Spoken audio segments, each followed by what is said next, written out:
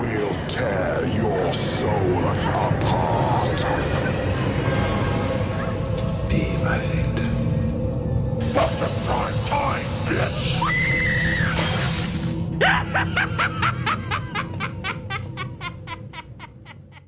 What's going on, horror freaks? Welcome back to the channel, or if this is your first time here, welcome to the channel. We got 4 new movies to talk about for our 2025 tier list ranking, and this one is going to be for what I watched in February. Again, not a whole lot of movies to talk about, but I'm going to be doing this every single month, so come on if you want to see what horror movies I'm going to be watching throughout the year. Let's not waste any time, and let's just get started talking about the first film that I've watched, and that is The Gorge. If you took romance, action, and horror and threw them into a blender, you'd get The Gorge, and that is not a bad thing at all.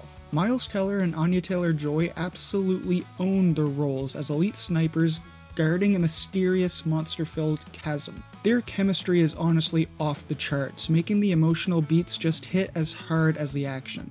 While it's not balls-to-the-wall action the whole time, the movie doesn't slow down for long, keeping you on the edge of your seat with intense set pieces and eerie creatures that toe the line between terrifying and oddly whimsical. The only real downside for me personally is a 20-minute detour in the second act that feels a little too different from the rest of the film. But even that has its own over-the-top spectacle, and I'm not saying it as a massive negative. Scott Derrickson delivers a stylish, high-energy ride that blends heart, horror, and non-stop suspense. If you love big, bold genre films, this one is definitely a must-watch, and it is going on A tier.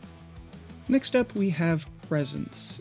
And if horror movies were judged solely on vibes, Presence would be top tier. The cinematography is eerie, the visuals are stunning, and the dreamlike tone pulls you in just deep enough to keep you watching. But then, nothing really happens. The overarching story is barely there, feeling more like an abstract mood piece than fully realized narrative. The acting is a mixed bag. The father is great, the mother is pretty good too, played by Lucy Liu, but the rest of the cast feels like they wandered in from a completely different movie. The final scene, I will say, did give me goosebumps, and it's not because it was creepy, just unexpectedly emotional. As I said, on paper, Presence is a very good film with a unique premise that I do want to see more of. I just don't think it was for me. At the end of the day, Presence is like ordering a full course meal and just getting an appetizer. If you love slow, artsy horror that makes you feel something more than just being scared, even if you're not sure what you're feeling, it probably is worth a watch. But if you're expecting a satisfying story with a real payoff, this one's probably going to leave you hungry for more.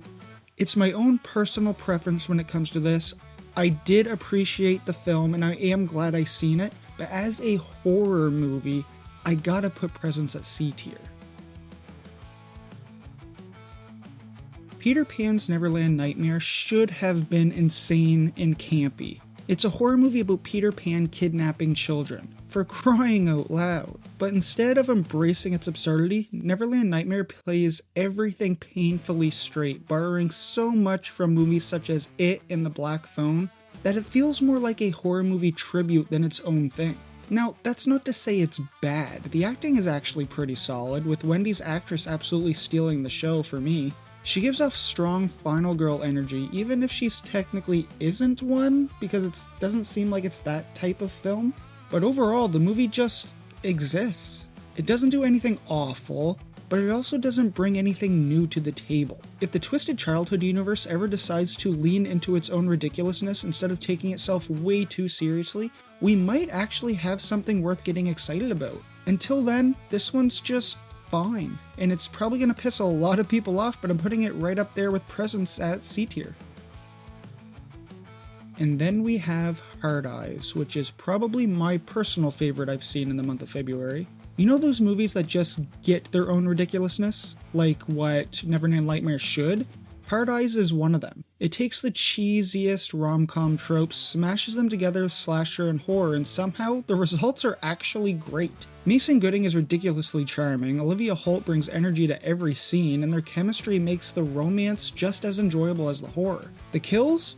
Plenty of them, some honestly forgettable, but the standouts are brutal. More importantly, the comedy actually lands. which is rare for horror these days and even more rare for comedy. I caught myself laughing multiple times, and that alone makes it a standout in the genre.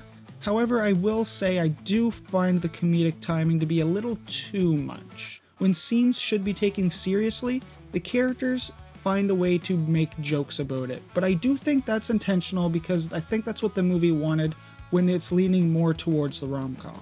It's over the top, self-aware, and never pretends to be anything more than a fun, bloody ride. If you like horror with a sense of humor, this one's a no-brainer for me. Hard Eyes definitely goes in A tier. But guys, those are just my thoughts on these films. What are yours? Whatever they are, leave them in the comments below, let me know. And if you liked this video, or if you didn't like this video, hit that thumbs up button, that subscribe button, and that notification bell to stay up to date with all the horror content I have coming your way. Stay scared, stay safe, and I'll see you in the next one.